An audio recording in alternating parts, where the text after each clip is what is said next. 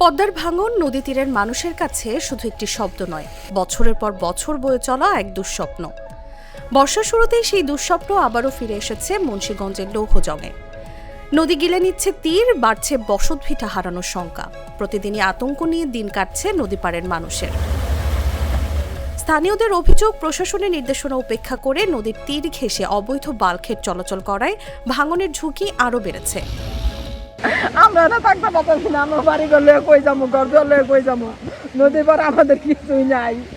আমাকে তো সহযোগিতা করে বস্তা বস্তা পালাই দেন, পাকাটা পান্দি আগে মাঝখানে রাখি আমরা নদীতে ভেঙে যাইতেছি, দেখেন কি বস্তা পালাইছে। আমরা খুব অসুবিধার মধ্যে আছি, আমাকে বাঁচার কোনো কাবু নাই। জমিন গেল, বাড়ি গেল, গ্যাস গেল, সবই গেল, স্বামীর বিড়ি, দাদা গেল, শ্বশুরের বিড়ি, কিছুই নাই। এই যে জাহাজগুলি যাচ্ছে, এই যে আমাদের জায়গার থেকে জায়গায় এগুলি সব আমাদের বিলুপ্ত হয়ে যাইতেছে। ভাঙনে বাস্তুচ্যুত মানুষের শেষ আশ্রয়টুকু রক্ষায় 2021 সালে পানি উন্নয়ন বোর্ডের অধীনে 527 কোটি 50 লাখ টাকা ব্যয়ে শুরু হয় 9.10 কিলোমিটার দীর্ঘ তীর সংরক্ষণ এবং স্থায়ী বাঁধ নির্মাণ প্রকল্প।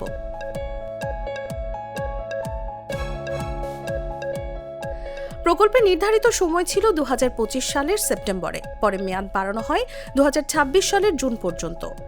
সংশ্লিষ্টদের দাবি, প্রকল্পের প্রায় 90% কাজ শেষ হয়েছে, কিন্তু কাজ পুরোপুরি শেষ হওয়ার আগেই বাঁধের একটি বড় অংশ ধসে পড়ায় প্রকল্পের মান ও স্থায়িত্ব নিয়ে নতুন করে প্রশ্ন উঠেছে।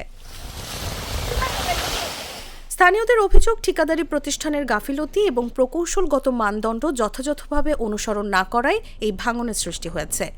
অনেক কষ্টের বিনিময়ে বেড়িবাঁধ শুনছি করে সরকার দিছে, কিন্তু আমগো বেড়িবাঁধ সুন্দর হইল না, অন ভেঙে দিতেছে। বাঁধের সমস্যা, বাঁধ সুন্দর হয় নাই, যার কারণে পাকা খুঁয়ে খুঁয়ে পড়ে যেতেছে। দপুরিয়া জায়গা, এই মনে করেন বালুও ভালো দেয় নাই, নিচেও এইটা ভালো করতে নেই, পাথর আপনি খুঁয়ে খুঁয়ে পড়ে জায়গা। এখন তো এই যে 100 বছর গ্যারান্টি, 1.5 মাসও হয়নি, এটা কেমন বানালো? জিও ব্যাগ চলে গেছে, ভেঙে যেতেছে, যা দিয়ে গেছেন ভেঙে যেতেছে। আঙ্গ নতুন করে ফিরাবার আঙ্গ জিও ব্যাগ আমরা ফালাই দিয়ে যাক, নাহলে ব্লকের বান দিয়ে যাক, আঙ্গ একটা দুইটা জায়গা একটা করে দিয়ে যাক।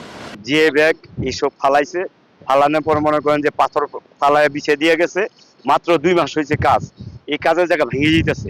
এই প্রকল্প বাস্তবায়নের সময় একাধিকবার ঠিকাদার পরিবর্তন এবং কাজের পুনর্মূল্যায়নের ঘটনাও ঘটেছে। এতে প্রকল্পের অগ্রগতি ধীর হয়ে পড়লেও দুর্নীতি বা অনিয়মের অভিযোগ অস্বীকার করেছে পানি উন্নয়ন বোর্ড। প্রকল্পের কাজ আমাদের এখনো চলমান রয়েছে, সবগুলো প্যাকেজের কাজই চলছে। আমরা এটা আগামী বছর জুন 2027 পর্যন্ত মেয়াদ বৃদ্ধির জন্য প্রপোজাল পাঠাচ্ছি। এটা আমাদের মেয়াদ বাড়বে 3য় দফায়। আসলে এভাবে তো দুর্নীতি হয়েছে বা অনিয়ম হয়েছে তো বলা যায় না, তবে আমি আপনাকে একটু সংক্ষেপে বলি, আমাদের প্রকল্পের কাজ কিন্তু ঠিকঠাক মতোই নকশা এবং স্পেসিফিকেশন অনুযায়ী চলছে। অন্যদিকে স্থানীয় সংসদ সদস্যদের দাবি, নানা অনিয়ম ও দুর্নীতির কারণেই কাজ শেষ হওয়ার অল্প সময়ের মধ্যেই বাঁধে ধস নেমেছে। বিষয়টি তদন্ত করে প্রয়োজনীয় ব্যবস্থা নেওয়ার আশ্বাসও দিয়েছেন তিনি। ব্যাপক দুর্নীতি এখানে হয়েছে। আমি গতকালকে ইঞ্জিনিয়ারদের সাথে অনেকের সাথে কথা বলেছি যে ঠিকাদার যদি সঠিক মতো কাজ না করে থাকে, যতটুকু দেখা যায় কাজ হয়েছে বলে হয় নাই, সেখানে এই ব্যাপারে তাকে শোকজ করা হোক। তবে আবার এও জানলাম যে ঠিকাদার এখন আর তার নাই, নতুন করে আবার নতুন প্রকল্প হাতে নিয়েছে, সেখানে নতুন ঠিকাদার নিযুক্ত হয়েছে।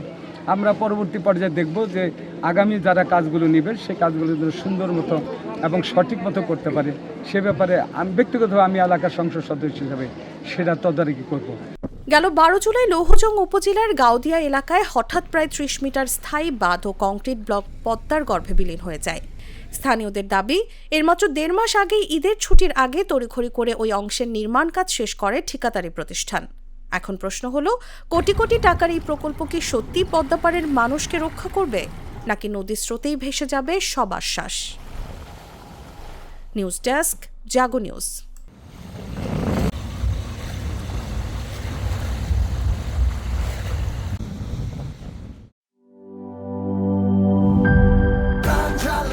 প্রাণ ঝালমুড়ি, এই ঝাঁজ সেই ঝাঁজ।